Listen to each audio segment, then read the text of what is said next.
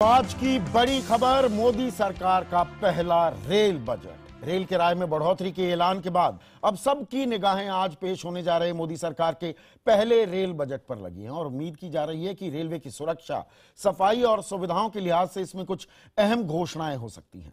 किराया बढ़ने के बावजूद रेलवे की आमदनी अभी भी खर्च के मुकाबले काफी कम है, लिहाजा दूसरे जरिए से पैसा कमाने के कदम उठाने का ऐलान भी रेल बजट में हो सकता है। The Prime Minister, you have to introduce me. अच्छे दिन लाने का वादा करके सत्ता में पहुंची मोदी सरकार के लिए आज का दिन अहम है। आपकी अनुमति से सरकार की ओर से रेल मंत्री सदानंद गौड़ा पहला रेल बजट पेश करेंगे।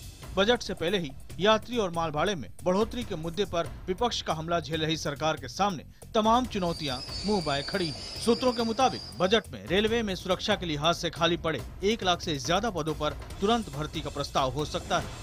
ट्रेन हादसों को रोकने के लिए अनिल काकोदकर कमेटी के ज्यादातर प्रस्तावों को मंजूरी दी जा सकती है। इसके तहत सभी मानव रहित क्रॉसिंग 5 साल में खत्म की जाएंगी। सिग्नल सिस्टम बेहतर करने समेत काकोदकर कमेटी के तमाम सुझावों को लागू करने के लिए हर साल 20,000 करोड़ रुपए से ज्यादा की जरूरत होगी।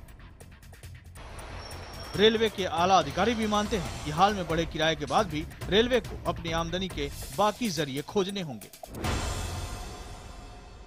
हमारे को जो देश की रेलवे की योजनाएं हैं उनको बढ़ाने के लिए धनराशि काफ़ी अधिक चाहिए। 5 लाख करोड़, 6 लाख करोड़ अलग अलग आंकड़े हैं, लेकिन इस दिशा में हमने काफ़ी कदम उठाए हैं और नॉन कन्वेंशनल तरीकों से परियोजनाओं से पैसा इकट्ठा करने की भी कोशिश की गई है।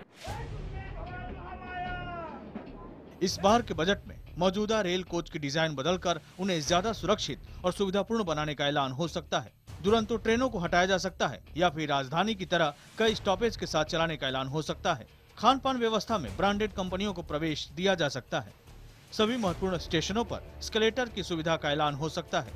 रेल कर्मचारियों और अफसरों को मिलने वाली रियायत पर कटौती हो सकती है। इसके अलावा 4 जुलाई को उधमपुर कटरा रूट शुरू होने के बाद वैष्णो देवी जाने के लिए नई ट्रेनों का ऐलान हो सकता है। हालांकि रेल किराए में इजाफे का विरोध कर रहे विपक्ष को ज्यादा उम्मीद नहीं है।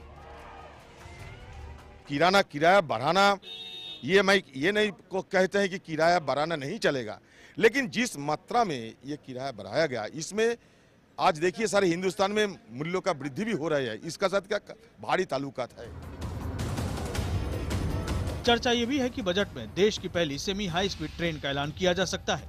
ये ट्रेन दिल्ली के आगरा की 200 किलोमीटर की दूरी को 90 मिनट में तय करेगी।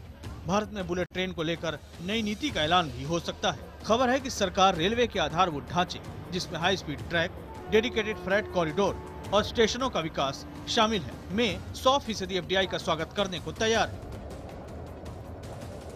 किराए बजट से पहले ही बढ़ चुके हैं। जाहिर है सरकार पर जनता को ज्यादा सुविधाएं देने का दबाव बजट में रहेगा ही। अगर जनता को ज्यादा सुविधाएं, हादसों को रोकने के लिए पुख्ता उपाय और खाने पीने जैसी बुनियादी सुविधाओं की दिशा में सरकार ने पुख्ता कदम नहीं उठाए तो जाहिर है उसे विपक्ष की आलोचना तो झेलनी ही पड़ेगी। आम जनता की नाराजगी का भी सामना करना पड़ेगा।